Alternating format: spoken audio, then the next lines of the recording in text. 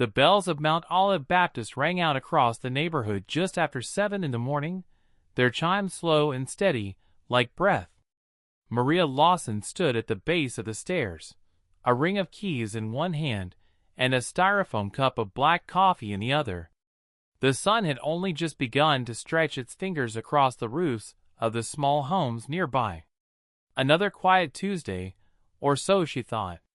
Maria moved slowly these days, not because of age, she would argue, but because some things deserved a slower touch. The church was one of them. It had been her home for more than 20 years. Even after her husband Samuel passed, even after her daughter Leah left for college upstate, Maria came to this place 6 days a week. On the 7th, she stayed longer. She unlocked the door, pushed it open with her shoulder, and inhaled deeply. The familiar scent of waxed floors, old wood, and faint lilies still clung to the walls. She liked that. This was the only place in the world that hadn't tried to change too fast. Inside, the air was cool. She flipped on the lights one by one. The sanctuary revealed itself gradually, pews polished to a soft gleam, windows painted in soft hues of blue and red, the cross hanging above the pulpit like a promise. She paused, set her coffee down, and closed her eyes for a moment. "Lord, let today be simple," she whispered. "Let it be kind." She always said that, even though she knew some days didn't listen. By 10, the church office buzzed with the quiet routines of ministry. She made copies of Sunday's bulletin, answered 2 calls about prayer requests, and arranged flowers for the weekend. One was for Miss Doris, who just turned 90, and liked her lilies just so. Another was for a young man shot a few blocks away, a name Maria didn't recognize, but a mother's voice trembling on the phone had asked for prayer. She stepped out during lunch to pick up a few groceries and visit the pharmacy. The store was just 5 blocks down, across the edge of the white part of town. There were no official borders, but everyone knew where it changed.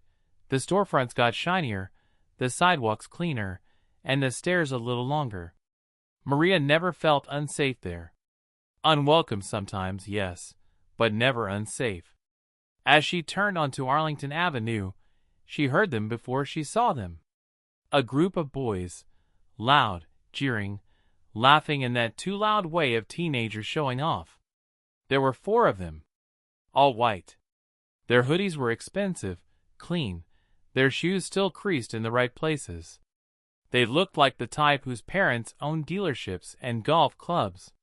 In the center of their circle was a boy. He was younger. Maybe 14, maybe 15. Thin, black, wearing a backpack that looked too big for his shoulders. He was standing against a brick wall, shoulders pulled tight, head down. Maria slowed. The boys were tossing something, his backpack, she realized. One of them held it up high, dancing backwards with it, laughing as the others clapped. The boy reached once, then flinched back when someone pretended to lunge at him. Another kicked at the boy's foot, making him stumble. Maria felt her stomach knot. She stopped a few yards away. "Excuse me," she called out, voice clear but firm. "That yours you're throwing around?" The boys turned. One of them smirked. "What's it to you, lady?" The smallest of them, freckled, nervous-looking, hesitated and glanced at Maria, then back at his friends. "I said, is that his backpack?" Maria walked a step closer. "'Cause if it is, you need to give it back and be on your way." "Look, Grandma," another said, tall and blonde, clearly the ringleader. "We're just having fun.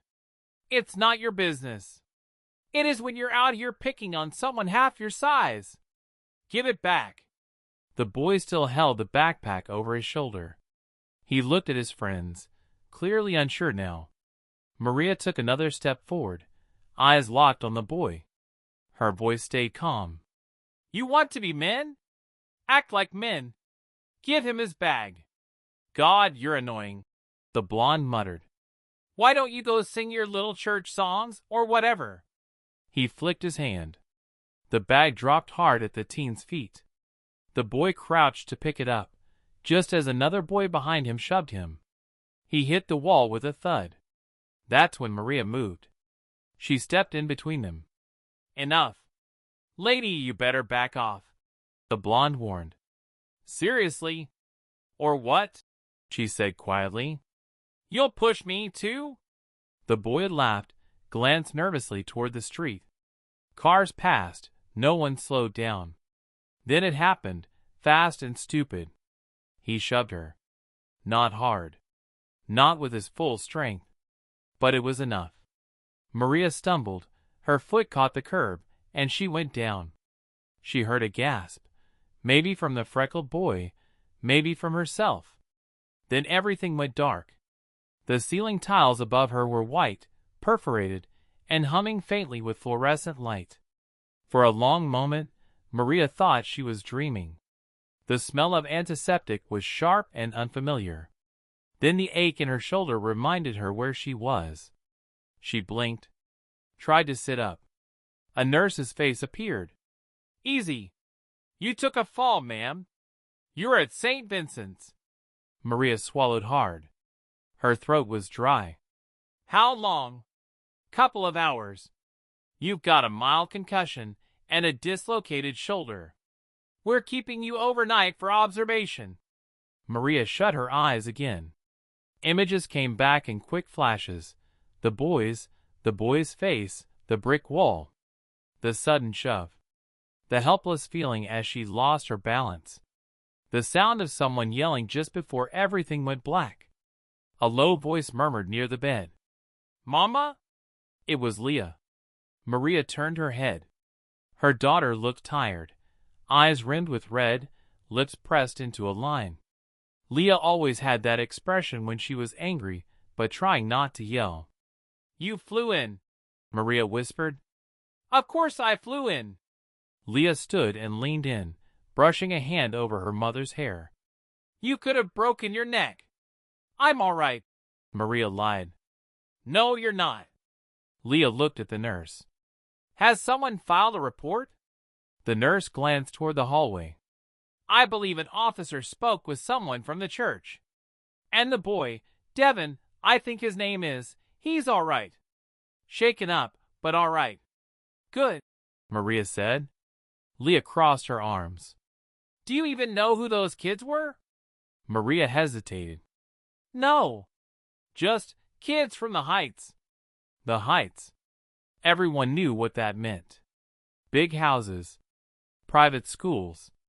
White fences and wine cellars. Leah's voice sharpened.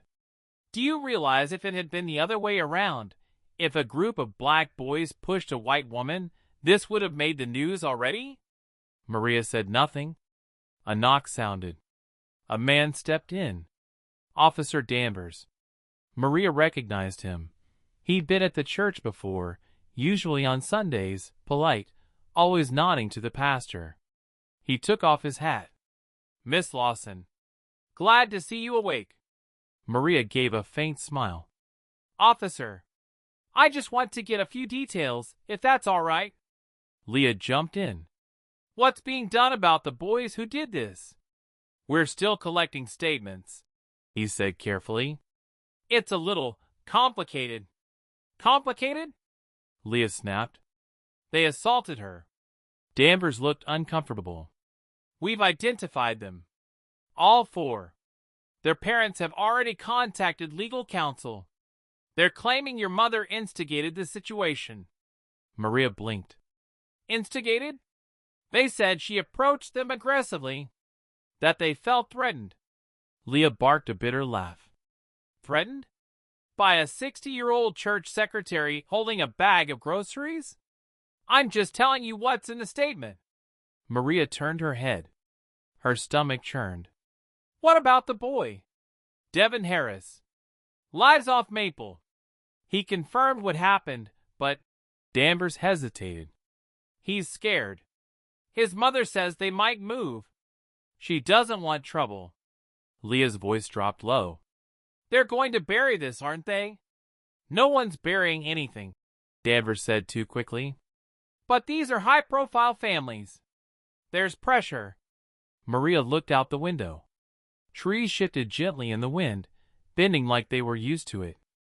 I want to file a formal complaint, she said. Danvers blinked. You sure? Yes, Maria said. I may not have money or lawyers, but I've got a spine. And I've still got a voice. By the time Maria was discharged, the story was no longer hers alone. The local news outlet had picked up a version of the incident, carefully worded, but enough to set tongues wagging. Church secretary injured in confrontation between youths, read the headline. Maria's phone buzzed nonstop. Friends from church called to check in. Strangers sent messages of support. But underneath the kindness was a thread of something else: fear, caution, whispers of, "Are you sure you want to stir this up?" At home, Maria sat with Leah in the small kitchen. The old radio crackled in the background. A reporter's voice was reading from a statement by one of the boys' parents. It was carefully polished, full of vague apologies, but no admission of guilt. Leah slammed the newspaper on the table. "They're playing the victim," she said bitterly, "trying to make it sound like she started it." Maria sighed. "I've seen that before." Outside, the neighborhood felt heavier somehow. The warmth of the church sanctuary seemed far away now. The pastor called the church board into an emergency meeting. Maria was there, seated quietly at the edge. The board members spoke in measured tones, some worried about the church's reputation, others angry at what had happened. "Maria's courage brought this to light," the pastor said firmly. "But we must be prepared." Prepared for what? Maria wondered. The next day, her phone rang again. This time it was a lawyer, introducing himself as the family's representative. "I want to avoid this becoming a public spectacle," he said smoothly. "Perhaps we can come to an agreement." Maria listened, unmoved. "Money," he said. "Compensation for your injuries, a quiet settlement." She paused. "I'm not interested in money. I want justice." There was a long silence. "Think carefully," he said finally. "The court can be a harsh place." Maria ended the call. She looked at Leah, who shook her head in frustration. In the days that followed, anonymous notes appeared on her doorstep. "Stay quiet. You don't belong here. Back off." The boy, Devin, stopped coming to church. Maria felt the weight of every stare on the street, every whispered conversation she overheard. The conflict wasn't just about the shove anymore. It was about who had the power to speak and who was silenced. Maria sat at the kitchen table long after the dishes were done. The house was quiet except for the distant hum of the city settling into night. Leah was in her room, doors closed, earbuds in.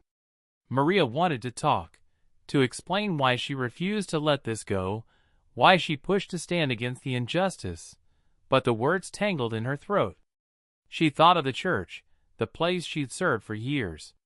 A sanctuary, yes, but also a battleground now. The board members' polite smiles no longer reached their eyes. Some whispered behind her back. Others avoided her altogether. The pastor stopped by one afternoon. His face was grave but kind. "Maria," he said, "your courage is inspiring. But I worry about what this is doing to you. And to the church." "I'm not doing this for me," Maria replied. "I'm doing it for Devin, for every kid who feels like they don't matter." He nodded slowly.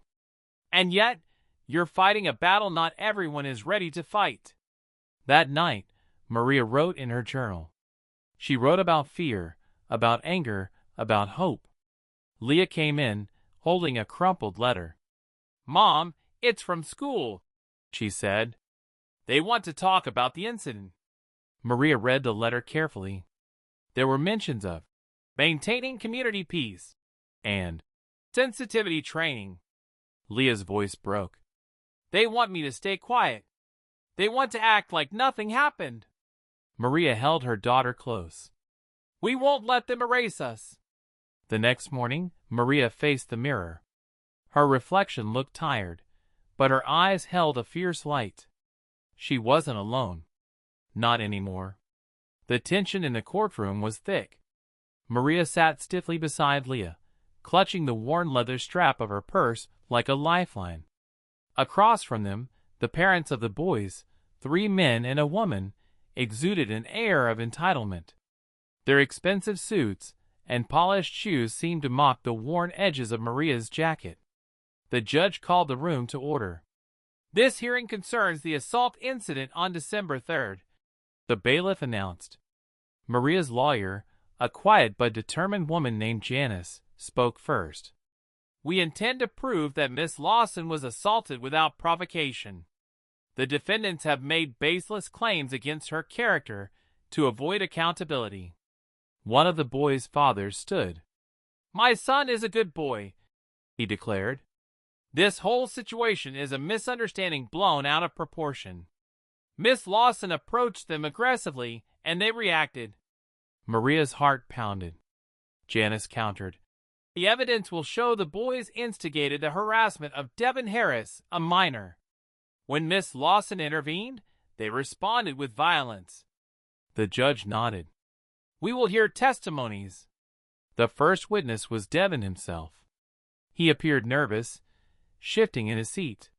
His voice was barely audible as he described the teasing and insults from the boys. Maria saw tears welling in his eyes.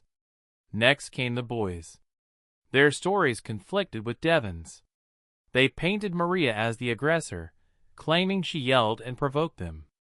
Janice challenged their statements, pointing out inconsistencies and bias. Outside the courtroom, whispers spread. Some supporters gathered silently with signs reading, "Justice for Maria," and "Stop racism." But the family's influence was palpable. Lawyers spoke in hushed tones to reporters. Donations to local institutions hinted at quiet power plays. Maria felt surrounded, not just by the courtroom walls, but by a system stacked against her. Leah squeezed her hand. "We're going to get through this." Maria nodded, though doubt lingered in her chest. Days turned into weeks, and the courtroom became a place Maria both dreaded and depended on. Each hearing was an exhausting battle, not just against the defendants, but against doubt, exhaustion, and an invisible weight pressing down on her chest.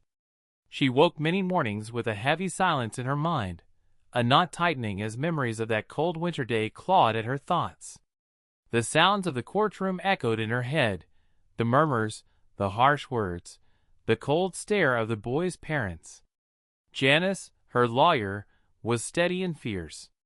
She fought relentlessly to peel back the lies and misdirection the defense threw at them. But the defense was cunning. They questioned every word, every gesture, trying to twist the truth. Maria often found herself sitting quietly, watching the back and forth, feeling like a ghost in the room. Some days, she questioned herself, wondered if speaking up had been worth it. The doubt was a silent enemy. Leah's world changed, too. The bright girl who once skipped school to visit friends now avoided the hallways, afraid of whispered gossip. Maria worried for her daughter, trying to shield her from the storm even as she battled her own. Outside the courthouse, the community's response was a fractured reflection of society's deeper wounds. Vigils were held by those who stood with Maria, candles flickering against the harsh winter wind. Others looked away, unwilling to take sides. Some supported the boys quietly, their loyalty wrapped in layers of old prejudices and whispered fears. The church became a refuge. The pastor visited often, bringing quiet prayers and gentle words. "Courage," he said one afternoon, placing a hand on Maria's shoulder, "is not the absence of fear, but the choice to stand despite it." One night, after a particularly draining day, Maria stood at the window of their small apartment. The city lights blurred through the cold glass, like distant stars she couldn't quite reach. Leah appeared beside her, silent but present. They stood together, two figures against the vastness of the world. Maria whispered, This fight, it's bigger than me. Bigger than us. Leah nodded. We'll get through it. Together. And in that fragile hope, Maria found a flicker of strength to face whatever came next. The courtroom buzzed with tension. Reporters jostled for position, their cameras flashing like lightning storms in a dark sky. Maria's hands trembled ever so slightly as she settled into her chair. This day felt different, heavier, more urgent. The final testimonies would decide everything. The defense attorney rose, his eyes sharp and calculating. He launched a brutal assault on Maria's character, weaving a web of insinuations meant to cast doubt on her story. "Is it possible, Miss Lawson," he sneered, "that you sought attention? That your version of events is exaggerated, crafted to paint these boys in an unfair light?" Maria's throat tightened. She swallowed hard, gripping the bench before her. Then Janice stood, steady and unyielding. Miss Lawson acted out of compassion and courage. She stood to protect a child. Her actions were honest, her intentions pure. The room fell silent as the judge called for calm. Hours passed in slow, torturous deliberation. Outside, the atmosphere thickened. Protesters lined the streets, some shouting, others praying, a city divided in its own wounds. Leah clung to her mother's hand, whispering words of encouragement. "I'm proud of you, Mom," she said softly. Maria looked down at her daughter, drawing strength from her innocent faith. But inside, fear and hope warred fiercely. The verdict was close. The weight of it pressed on Maria's chest like an unyielding stone. The courtroom fell silent as the judge returned. Maria couldn't breathe. Every creak of the wooden bench beneath her felt like thunder. The jury filed in, expressionless, like shadows carrying the weight of a decision too large for words. "We, the jury, find the defendants guilty of misdemeanor assault, not guilty of a hate crime." A murmur spread across the room. Maria blinked. Her heart sank, not fully broken, but fractured. The boys would face probation, maybe community service.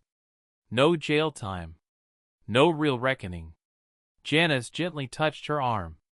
"It's not everything we hoped for, but it's not nothing." Maria nodded slowly. Her body felt numb, like her soul had been wrung out, emptied. Outside, reporters rushed toward her. Microphones thrust in her face. Cameras. Flashbulbs. "How do you feel, Miss Lawson?" She didn't answer. Not at first. Then, quietly, "Justice comes slow, and sometimes it only half arrives." She walked past them. The air outside was sharp and cold. Leah ran to catch up, latching onto her side. They didn't say much. They didn't need to. The weeks that followed were strange. Some members of the community thanked her. Others avoided eye contact. A few sent anonymous letters, some supportive, others filled with venom. The church tried to wrap her in comfort, but even there, she felt changed. Not bitter, just aged. As if she now carried something no sermon could soften. Leah had nightmares for a while. Maria held her through them, whispering lullabies she remembered from her own childhood. She didn't say much, but she was present, and sometimes that was enough. One day, she found herself back in the park where everything had started. The same bench. The same bare trees. A winter sun hung low in the sky, casting long, honest shadows. And there he was, Jamal. The boy she tried to protect. He stood taller now. A little more hardened, but still just a boy. They locked eyes. He walked over. "You okay, Miss Lawson?" She smiled faintly. "I will be." They sat in silence, watching as two crows picked at a discarded sandwich nearby. "I never said thank you," he murmured. "You don't have to." "I want to." She looked at him and saw something rare, hope, bruised but breathing. "Just promise me one thing," she said softly. "Grow up and fight better than we did. Speak up." Protect others, even when it's hard. Jamal nodded. I will. And as he walked away, Maria sat with her coat pulled tight, staring up at a sky that didn't promise anything, but at least had cleared. Maybe that was enough.